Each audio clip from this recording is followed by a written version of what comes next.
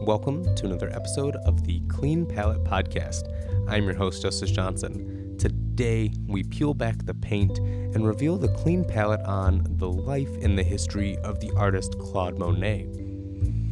Before we dive in, I want to make sure that you guys listen for a special phrase within the episode. I will be making a post on the Instagram at Clean Palette Podcast, and if you comment the special phrase, which will be placed somewhere within the episode, you'll be entered to win a $50 Michaels gift card. I really want to fuel your guys' creativity this week, let you guys kind of do whatever. You guys have been supporting me, so I want to support you a little bit. So be on the lookout for that, but let's get back to talking about this iconic figure. Monet is known as the father of the French Impressionist movement. Impressionism, if you are not familiar, is categorized as using thin and small brushstrokes or even dabs to simulate reflected light. He is most known for his repeated studies on nature. Oscar Claude Monet, or Claude Oscar Monet, nobody's quite sure which one is his real full name, was born in the year 1840 in Paris. He is the oldest son of a grocer and a poet, his father being the grocer and his mother being the poet. At the age of 5, his family would move to the small port town of Le Havre, and he would have his first successful art venture there when he got into his secondary school at the age of 11. There, he would frequently sell charcoal caricatures of his peers and of his teachers. His father wanted him to go into business while his mother supported all of his artistic ventures. This would make the death of his mother in 1857 even more tragic. Monet would then drop out of school and go live with his Aunt Marie. Marie was an amateur painter, and because of her advice, Claude would go study under a local artist. This was a defining moment where he would meet the artist Eugene Boudin, and he was a local landscape painter. He stayed under his wing, and Eugene would have Monet practice plein air painting. Plein air painting is the act of leaving the studio to go paint. You would want to be outdoors while actually painting the outdoors. Monet would end up using this method all the time, and it would actually end up being what he's most known for. Monet ended up getting called into the military for service at the age of 21. He was stationed in Algeria, and he was supposed to serve a 7-year commitment, but due to illness, he would only make it 2 years in the North African base. While stationed there, he fell in love with the way the light hit. He also fell in love with the usage of colors by romantic painters in the area, and he would meet several artists and make a small group while being stationed. After returning home to the small port city, Claude Monet would paint with his former mentors and do frequent studies on the port, drawing and painting ships that would pass to fill his time. The painting that brought him recognition is entitled The Woman in the Green Dress. This was painted in 1866. The woman who modeled for this piece, Camille, would end up being his future wife. The two of them would have a son the year after the initial painting. This was a very stressful time for Monet. Money was very tight, and his father refused to help him. The stress became so bad that he attempted suicide. He tried to drown himself in a river. The two would eventually catch their break when Monet found a patron for his work. Having a patron would allow Monet to focus on his artwork, but then the Franco-Prussian War would break out and Monet would leave France. Leaving his son and his wife behind, he fled the country. He fled to England to try to wait out the war. There he would study the works of several artists, and these works would serve as his inspiration for color. One of the artists that he would use frequently was Joseph Mallard William Turner. Monet would bounce around in these next few years. He moved to the Netherlands for a brief time, and in this time, he would make 25 pieces. They would be of canals, boats, windmills. And then he would bounce around some more, going to Amsterdam and then Holland. Once the war had ended, he would return home, and this would kind of put a cap on this chapter of his life. This very prolific period for him was very synonymous with his youth. This is where I'm going to slide in here for the special phrase. Cotton candy clouds. One more time, the phrase to be entered to win the $50 Michaels gift card is cotton candy clouds. Alright, back to Monet. This next chapter on his life would feature some of his most known works. April of the year 1874 would be one of the most impactful moments of Monet's career. The work Impressionist Sunrise would depict the harbor that Claude Monet had painted so many times before.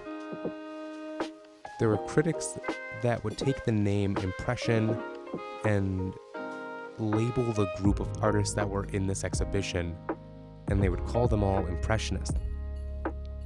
All of the artists there would use the style that was there, and Louis Leroy, who coined the term Impressionist, stated that the pieces seemed to be more like sketches than actually finished works. Monet found this to be a very fitting term nonetheless, and wore it as a badge of honor to be called an Impressionist. As much as it was an exciting period for Monet, it was also filled with hardship. His wife would become ill in 1876, and her health would only deteriorate once they had their second son in 1878. She would eventually pass the following year. Madame Monet had tuberculosis, which is a condition that affects the lungs. Some of her symptoms for Miss Monet were most likely fevers, a nasty persistent cough, bloody phlegm, and chest pain. While Monet was laying on her deathbed, Claude painted her. The Monet family went to live with Ernest and Alice Ochte temporarily. Ernest was a wealthy department store owner and frequently supported local artists. Yet, Ernest eventually went bankrupt and moved to Belgium, leaving his wife behind. Monet and his sons continued to stay with Alice, though. While the grieving Monet painted, Alice would help take care of the kids. The grieving Monet painted the Ice Drift series after his wife died, and it is arguably one of the best sets of landscape paintings in the 19th century. So, while he was painting and while Alice was taking care of the kids, the two would become very attached romantically.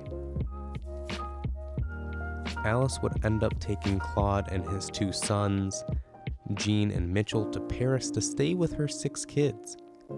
And as time went on, the original Impressionists started to dissipate, and Monet would end up being the only true Impressionist left.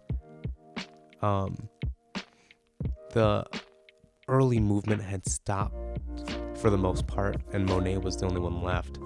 The group, however, would hold a few more exhibitions using said style. In later years in his life, Monet would find it to be a little troublesome to have new motifs. He would be in constant pursuit for this, and he found that in different areas of France.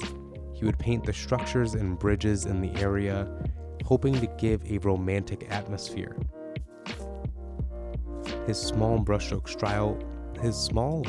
style would give life to these structures.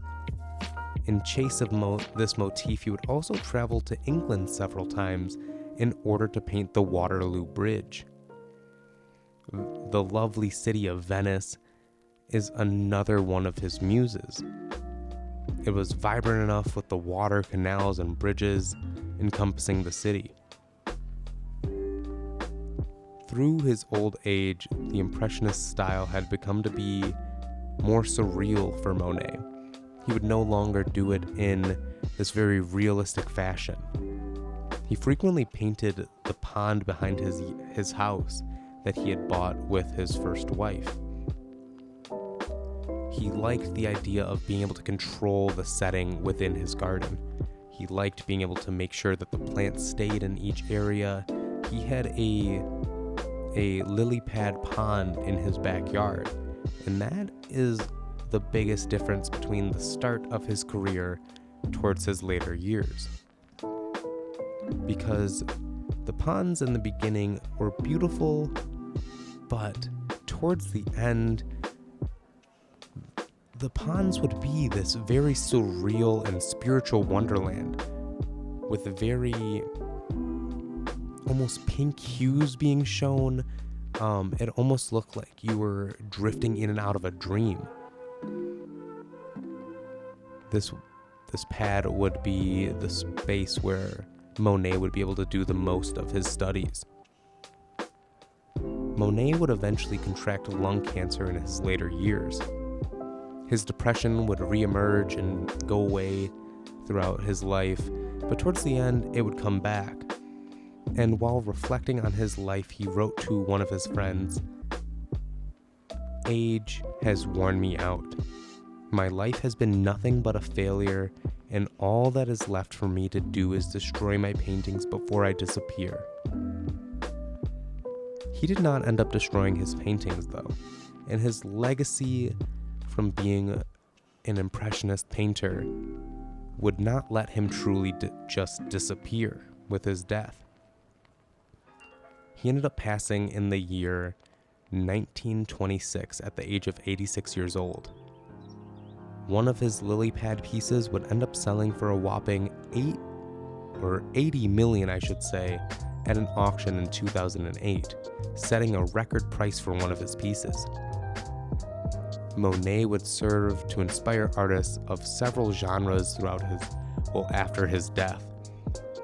And this is where I'm going to leave you today. I am going to leave you with the thought of making sure that you go check some of his pieces out. And make sure that you go comment the special phrase, which I'm not going to say it here because a lot of you probably skipped to the end to see what the special phrase was. Go listen to the episode about this amazing artist. Go check it out. Make sure that you can find it and get the $50 gift card to Michael so that you can make some art. I really appreciate all the support that you guys have been giving me throughout these past few months that the show has been up. If you wouldn't mind leaving a rate and review, if you're listening on iTunes or I guess Apple Podcasts now, that would be great. But if not, just share it to a friend. Make sure you like the episode, whatever platform you're on. But more importantly, as the weather gets a little nicer, make sure you go outside and maybe try the plein air method.